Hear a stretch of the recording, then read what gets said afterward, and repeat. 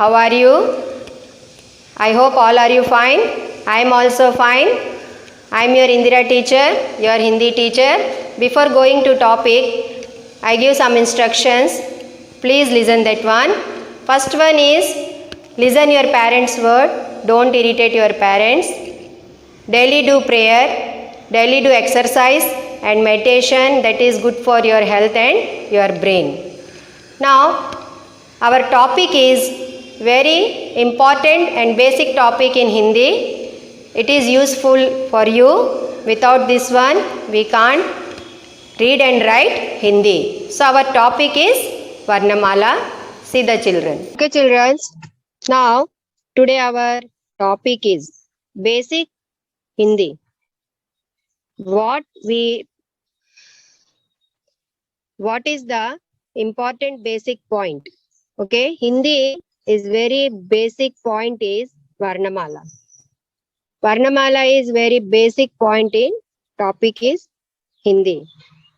All we know that Varnamala have आटुग्या letters. वर्णमाला में आटुग्या लेटर्स होते हैं, अक्षर होते हैं, ये हमें पता है.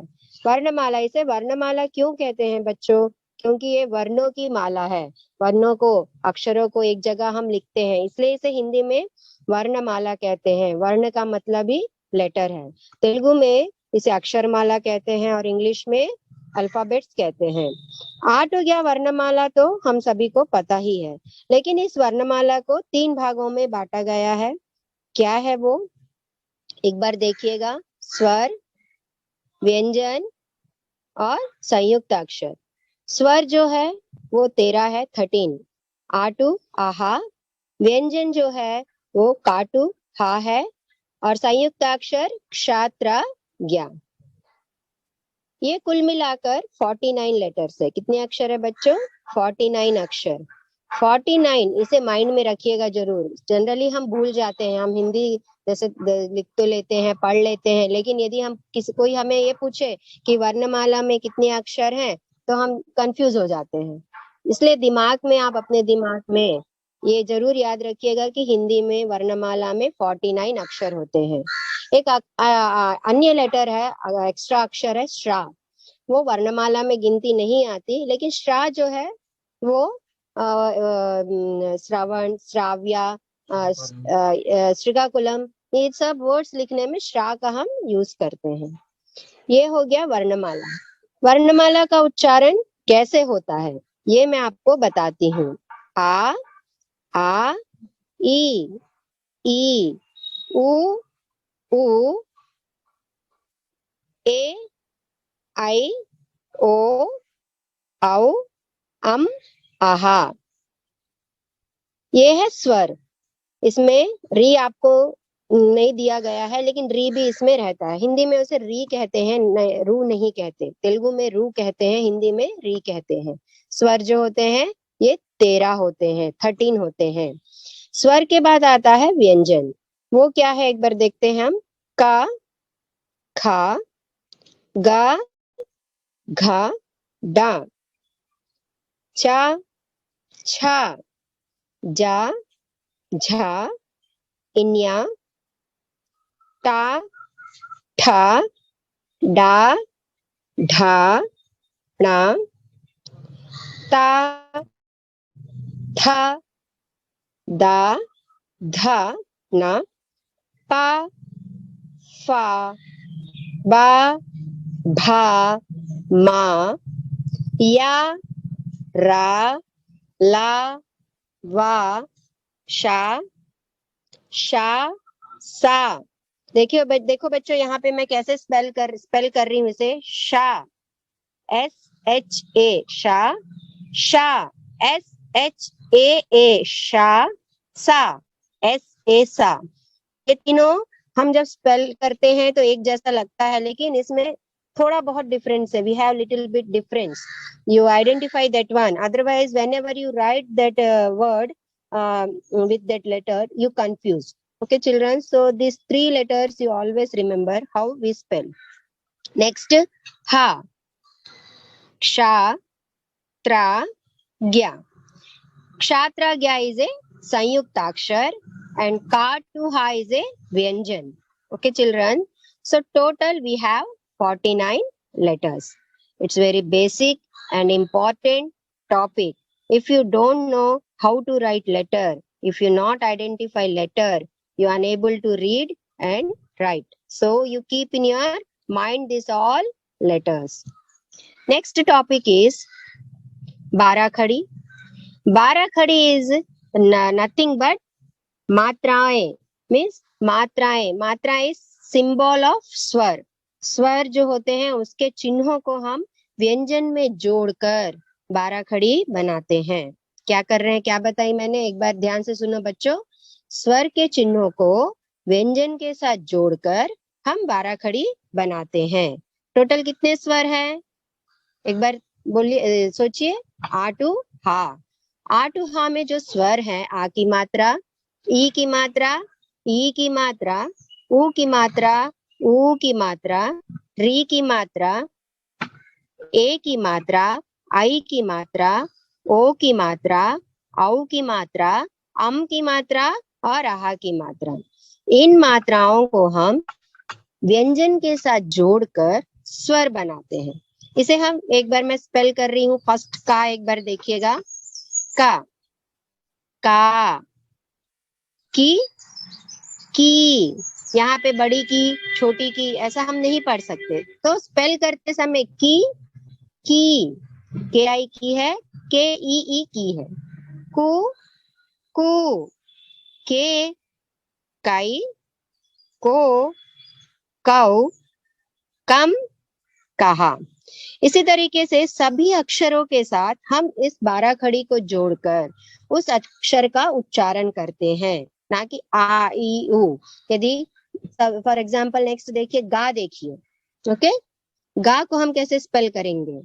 गा, गा, गी, गी, गु, गु, गे, गई, गो, गौ, गम, गहा.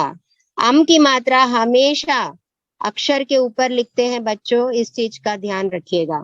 अम की मात्रा तेलुगु में हम बगल में लिखते हैं. आप सभी कंफ्यूज हो जाते हैं और आप भी हिंदी में भी बगल में लिख देते हैं, लेकिन अम की मात्रा जो होता है हमेशा अक्षर के ऊपर लिखा जाता है.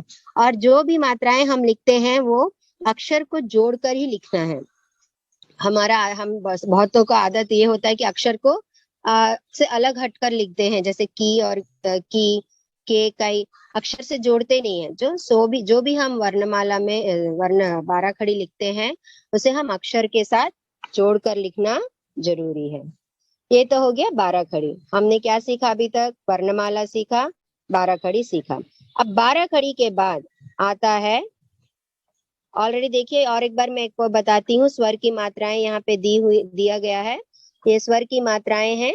आप और एक बार इसे ध्यान से देखेंगे और हो सकेगा तो आप इसे किसी बुक में भी लिख लीजिएगा ताकि आपको कंफ्यूज ना हो. You write any copy to this all chart. This chart is very important children, and write carefully and see carefully. No symbol. Why? Because every letter is there. So का plus का. आ की मात्रा is there. का plus आ की मात्रा का. ई, का plus ई की मात्रा की. ई, का प्लस ई की मात्रा की. उ, का प्लस उ की मात्रा कु. का प्लस उ की मात्रा कु. का प्लस री की मात्रा मैं बताई थी ना बच्चों, उस समय वहां पे नहीं दिया है, बट री की मात्रा भी रहता है री. का प्लस री की मात्रा क्री. का प्लस ए की मात्रा के. का प्लस आई की मात्रा काई. का प्लस ओ की मात्रा को. का प्लस औ की मात्रा कौ. का प्लस अम की मात्रा कम और का प्लस आहा की मात्रा कहा. ये है स्वर की मात्राएं. इन्हीं मात्राओं को जोड़कर हम बाराखड़ी बनाते हैं. अब बाराखड़ी आने के बाद एक और इम्पोर्टेंट टॉपिक है, वो है आधे अक्षर.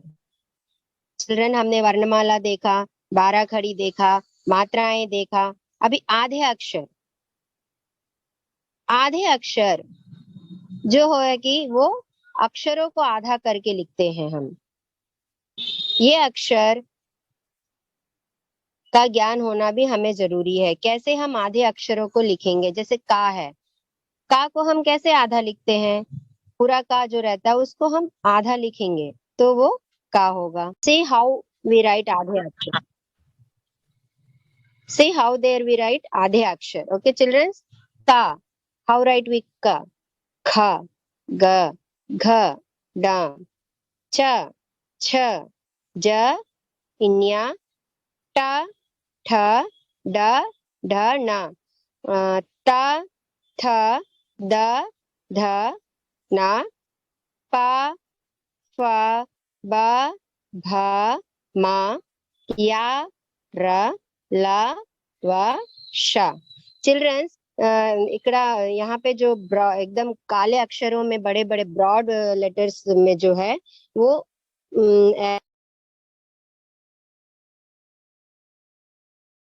अक्षर जैसे छ है, टा, ठ, डा, ढा है, उसके नीचे हम एक रेखा, एक लाइन लगाकर लिखते हैं जनरली। इसलिए उसको आइडेंटिफाई करने के लिए ऐसा यहाँ पे दिया गया है। ऑलरेडी मैं आपको क्लास में बता चुकी हूँ।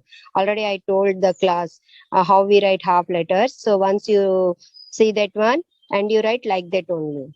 सो अब तक हमने वर्णमाला, मात्राएं, 12 खड़ी, आधे अक्षर, इन सब चीजों का ज्ञान प्राप्त किया है।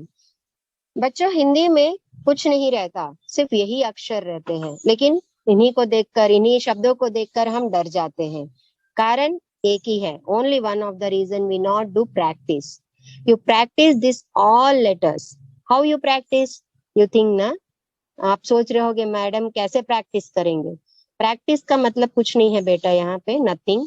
You read at least 10 minutes any paragraph, any words. 30 days you read like that. Definitely 31 day you easy to read and write Hindi. Definitely it's a proof. You do like this 30 days, daily 10 minutes. You have so much time. So at least 10 minutes you read all these letters, Barakhadi, Varnamala related words and small stories, any paragraph. Definitely you easy to read and write Hindi. जब हमको हिंदी लिखना और पढ़ना आ जाए तो सबसे सरल भाषा है, वेरी इजी लैंग्वेज हिंदी होंगी. ओके चिल्ड्रंस, सो आप इस बात को अपने ध्यान में रखिएगा और हिंदी डेली मैं जो भी भेज रही हूँ उसको तो आप अभ्यास करना ही है, उसको तो आपको प्रैक्टिस करना ही है, लेकिन उसके अलावा एटलीस्ट कुछ शब्दों को और कुछ पैराग्राफ को पढ़ने की कोशिश करिएगा. यदि आप कंफ्यूज होते हैं तो इस चीज को फिर से आप एक बार देखिएगा, आप कहीं ना कहीं इसको लिख के रखिए.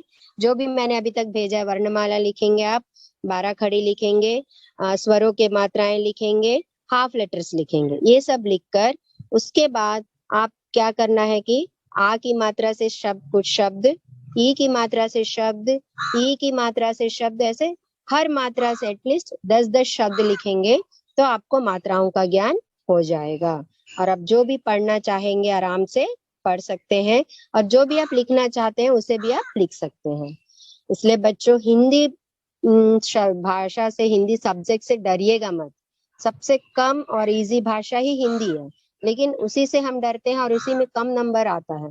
कम नंबर आने का कारण है कि आपको वो चीज समझ में नहीं आता, आप you not understand properly, you not do practice properly. So that's why you think Hindi is very difficult subject. Hindi is not difficult subject, children. Hindi is very easy language, very easy subject. You, whatever I told, whatever I teach here, you that one practice. Definitely you easy to read and write. This is our today topic, very basic and important topic. Without this topic, we are unable to read and write. Okay, children, we meet again next class and next new topic.